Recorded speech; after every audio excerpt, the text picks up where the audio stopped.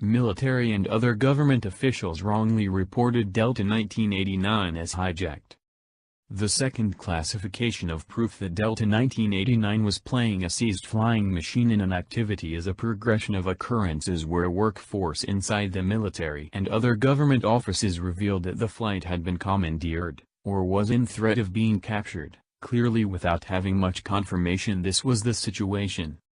Once more, independently these episodes could be rejected as justifiable consequences of the morning's perplexity, or as concerns evoked by the remarkable and stunning occasions occurring. Yet, the quantity of erroneous reports recommends the likelihood that false data was by and large purposely infused into the framework for an activity, to make a practical impression that Delta 1989 was a commandeered flying machine. The episodes are condensed underneath.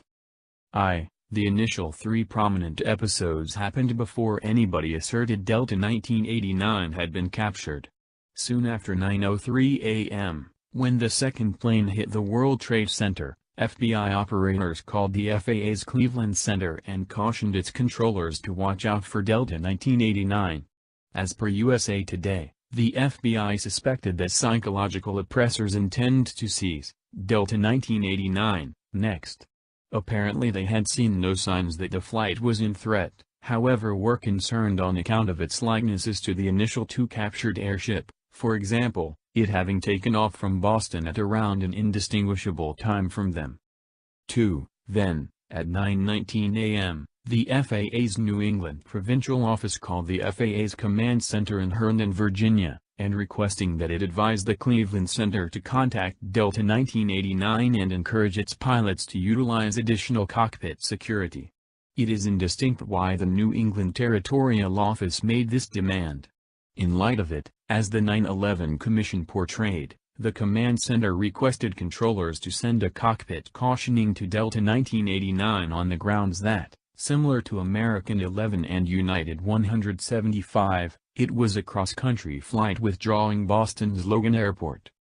The FAA's Boston Center had beforehand requested that the command center contact all FAA focuses, with the direction to advise airborne airship to expand their cockpit security.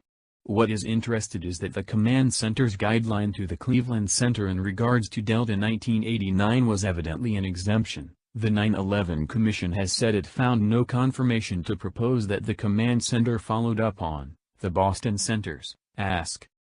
3. The third occurrence from before Delta 1989 was suspected as seized happened at 9:27 a.m. Colonel Alan Scott, the previous Bad Habit Authority of the continental United States NORAD region, told the 9/11 Commission that, right now, the FAA's Boston Center answered to NED's a 5th flying machine missing, Delta Flight 89.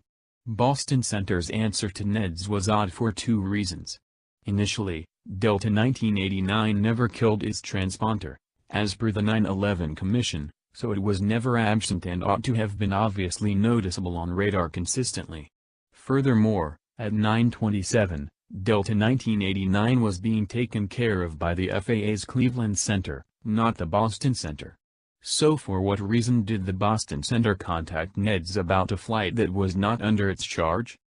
4. Boston Center called NEDS again at 9:39 a.m. with respect to 1989. Scoggins, the Inside's military contact, announced that the flight was a conceivable capture. Once more, the inquiry applies regarding why the Boston Center made this call, since Delta 1989 was still under the control of the FAA's Cleveland Center. What's more, it creates the impression that Scoggins had no proof that the flight had been focused on.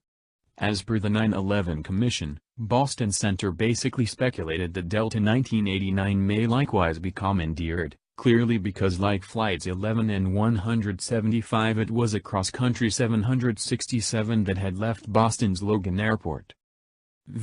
At 9:45 a.m., one of the ID specialists at NEDS called the FAA's Cleveland Center and erroneously said that Delta 1989 was an affirmed commandeer. This incited a chief there to go running forward and backward around the inside, advising the controllers and directors of the news. The manager, Kim Wernicke, addressed John Worth, the controller who had been taking care of Delta 1989. She let him know, "It's the Delta, "It's the Delta." She said a military contact on the telephone had affirmed that the Delta stream had been captured. Notwithstanding, because of its pilot's ordinary reactions to his directions, Worth had officially inferred that Delta 1989 had not been captured. He revealed to Wernicke he was almost certain that Flight 93, not Delta 1989, had been commandeered, and when she restored a couple of minutes after the fact, he said Delta 1989 was fine, in any event for the present.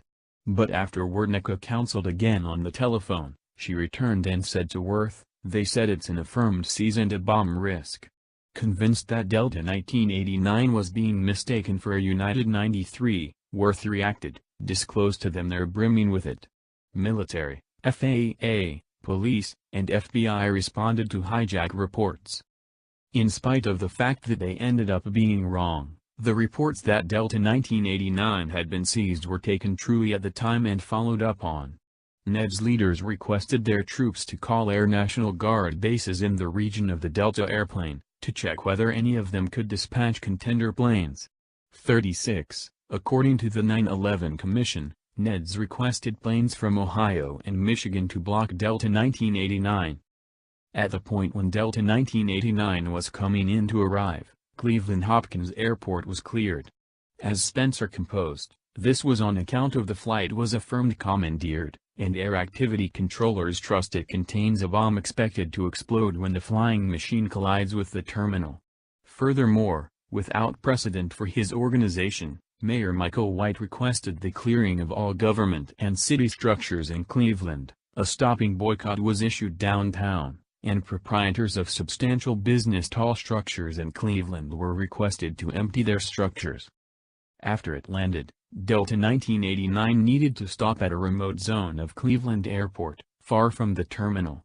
Its travelers were just permitted off after a police SWAT group turned out, and FBI operators at that point deliberately took the travelers off the plane in little gatherings. Bomb-sniffing canines were along these lines taken installed and the flying machine was looked, however no explosives were found.